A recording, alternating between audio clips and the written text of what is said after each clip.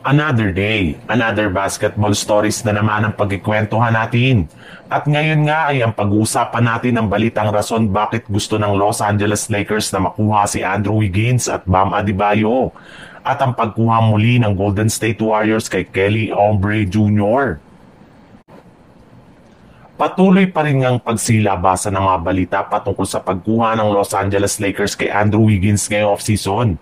At gagawin nga nila yan as soon as possible bago pa man magsimula ang kanilang mga laro. Pero tanong nga ng karamihan ng mga fans, bakit nga ba desidido at gigil ang Lakers na kunin si Andrew Wiggins mula sa Miami Heat? Well, ayon nga sa isang NBA insider, naniniwala nga ang pamunuan ng Lakers na si Wiggins ang upgraded version ni Rui Hachimura since mas magaling nga ito pagdating bilang scorer sa defender. Mas mapagkakatiwalaan rin naman nga ang kanyang shooting sa 3-point line at mid-range. Bukod rin dyan, ay mas eksperyensado rin naman nga ito sa mga crucial moment ng laro. Kaya hindi na nga nakakagulat bakit si Wiggins ang itinuturing ngayon bilang pinakamagaling na wing player ngayon sa NBA.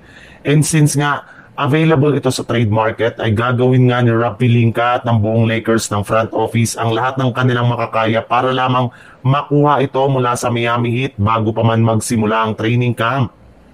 Linggo na lang naman nga ang ating bibilangin at magsisimula ang training camp at ang mga laro ng NBA sa preseason. Kaya malaki nga ang posibilidad na hindi na makagawa pa ng malaking move ang front office ng Warriors sa mga susunod na araw.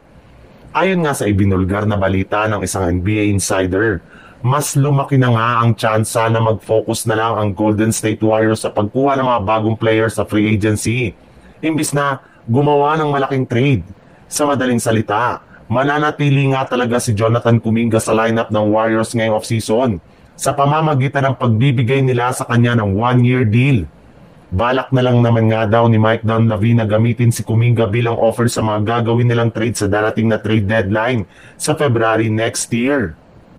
At isa nga sa mga nabanggit na pangalan na posible nilang kunin dito ang kanilang dating player na si Kelly Oubre Jr. Plano na ang gawing available ng Philadelphia 76ers next season, especially sa trade deadline. Mas mapapakinabangan pa nga nila ito kaysa kay Kuminga since maaari nga nilang magamit bilang kanilang bagong 3-and-D player na kayang mag-ambag pagdating sa pagtatala ng puntos off the bench.